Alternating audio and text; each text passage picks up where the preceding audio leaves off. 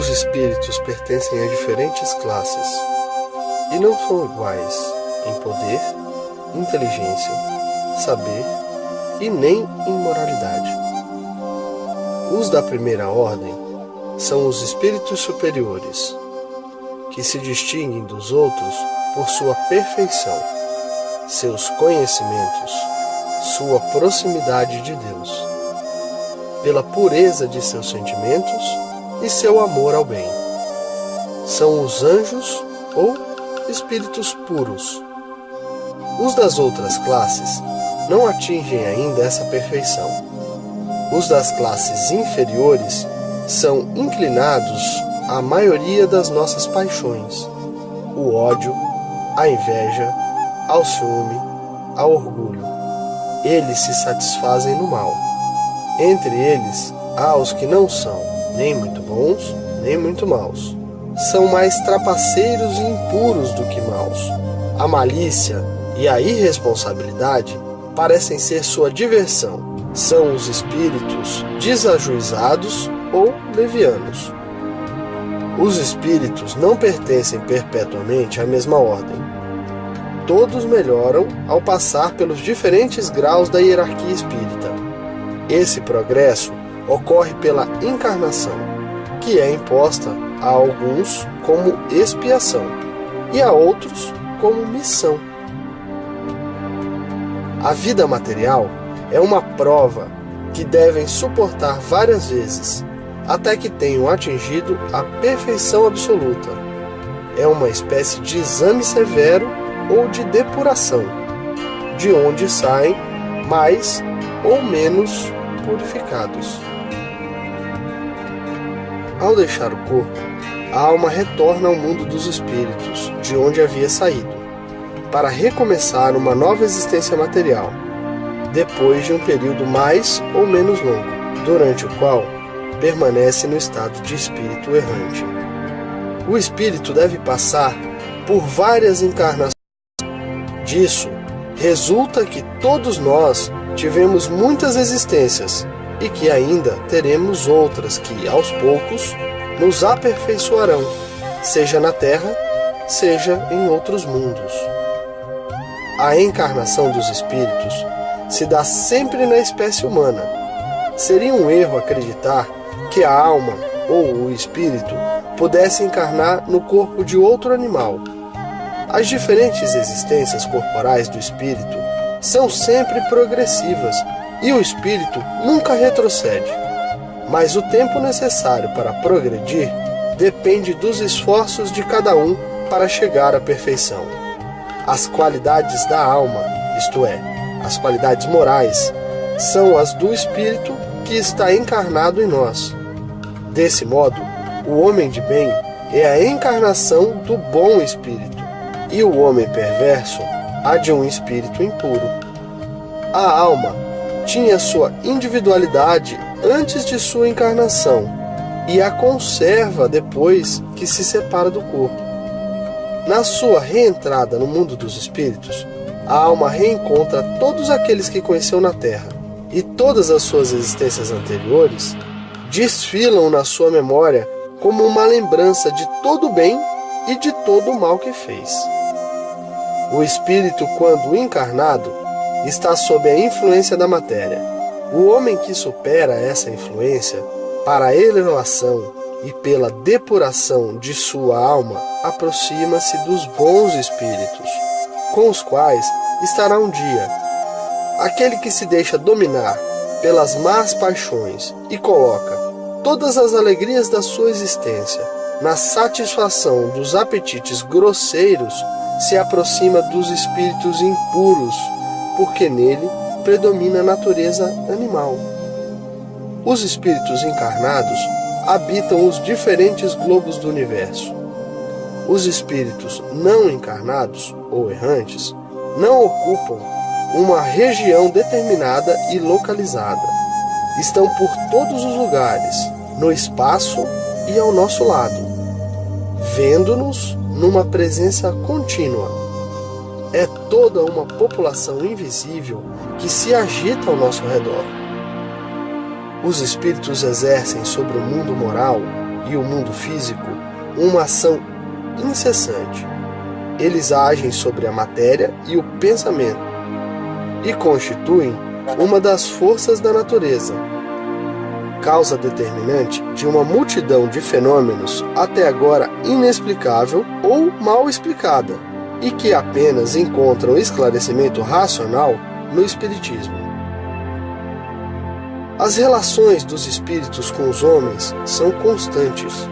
Os bons espíritos nos atraem e estimulam para o bem, sustentando-nos nas provações da vida e ajudando-nos a suportá-las com coragem e resignação. Os maus nos sugestionam para o mal. É um prazer para eles nos ver fracassar e nos assemelharmos a eles. As comunicações dos espíritos com os homens são ocultas ou ostensivas. As comunicações ocultas ocorrem pela influência boa ou má que exercem sobre nós sem sabermos. Cabe ao nosso julgamento discernir as boas das más inspirações. As comunicações ostensivas ocorrem por meio da escrita, da palavra ou outras manifestações materiais, muitas vezes por médiuns que lhes servem de instrumento. Os espíritos se manifestam espontaneamente ou por evocação. Podem-se evocar todos os espíritos, tanto aqueles que animaram homens simples, como os de personagens mais ilustres, qualquer que seja a época em que viveram, os de parentes, amigos ou inimigos, e com isso obter, por meio das comunicações escritas ou verbais, conselhos e ensinamentos sobre sua situação depois da morte, seus pensamentos a nosso respeito, assim como as revelações que lhes são permitidas nos fazer. Os espíritos são atraídos em razão de sua simpatia pela natureza moral, do ambiente em que são evocados. Os espíritos superiores se satisfazem com reuniões sérias, em que dominam o amor pelo bem e o desejo sincero de receber instrução e aperfeiçoamento. A sua presença afasta os espíritos inferiores, que, caso contrário, encontrariam aí livre acesso e poderiam agir com toda a liberdade entre as pessoas levianas, ou guiadas somente pela curiosidade. Em todos os lugares onde se encontram maus instintos, longe de obter bons conselhos, ensinamentos úteis, devem-se esperar apenas futilidades, mentiras, gracejos de mau gosto ou mistificações, visto que, frequentemente, eles tomam emprestado nomes veneráveis para melhorar e induzir ao erro. Distinguir os bons dos maus espíritos é extremamente fácil. A linguagem dos espíritos superiores é constantemente digna, nobre, repleta da mais alta moralidade, livre de toda paixão inferior. Seus conselhos exaltam a sabedoria mais pura e sempre têm por objetivo nosso aperfeiçoamento e o bem da humanidade. A linguagem dos espíritos inferiores, ao contrário, é inconsequente, muitas vezes banal e até mesmo grosseira. Se por vezes dizem coisas boas e verdadeiras, dizem na maioria das vezes coisas falsas e absurdas, por malícia ou por ignorância. Zombam da credulidade e se divertem à custa daqueles que os interrogam ao incentivar a vaidade, alimentando seus desejos com falsas esperanças. Em resumo, as comunicações sérias, no verdadeiro sentido da palavra, apenas acontecem nos centros sérios, cujos membros estão unidos por uma íntima comunhão de pensamentos, visando ao bem.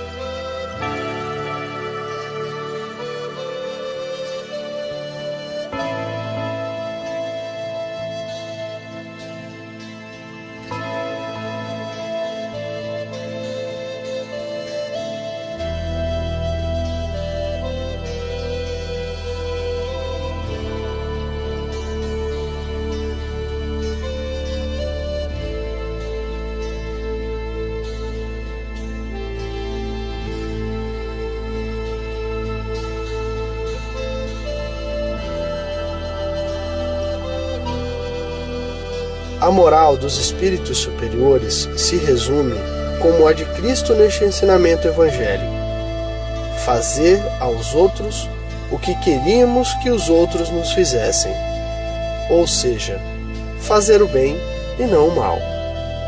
O homem encontra neste princípio a regra universal de conduta, mesmo para suas menores ações. Eles nos ensinam que o egoísmo, o orgulho e a sensualidade são paixões que nos aproximam da natureza animal, prendendo-nos à matéria, que o homem que se desliga da matéria, já neste mundo, desprezando as futilidades mundanas e amando o próximo, se aproxima da natureza espiritual, que cada um de nós deve se tornar útil segundo as capacidades e os meios que Deus nos colocou nas mãos para nos provar que o forte e poderoso devem apoio e proteção ao fraco, pois aquele que abusa de sua força e de seu poder para oprimir seu semelhante transgride a lei de Deus. Enfim, ensinam que o mundo dos espíritos nada pode ser escondido. O hipócrita será desmascarado e todas as suas baixezas descobertas, que a presença inevitável em todos os instantes daqueles com quem agimos mal é um dos castigos que nos estão reservados, que ao estado de inferioridade e de superioridade dos espíritos equivalem punições e prazeres que desconhecemos na terra.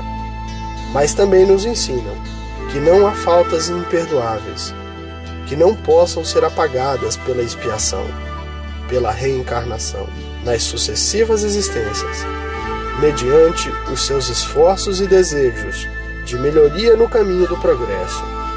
O homem avança sempre e alcança a perfeição, que é a sua destinação final. Este é o resumo da doutrina espírita, resultante do ensinamento dado pelos espíritos superiores.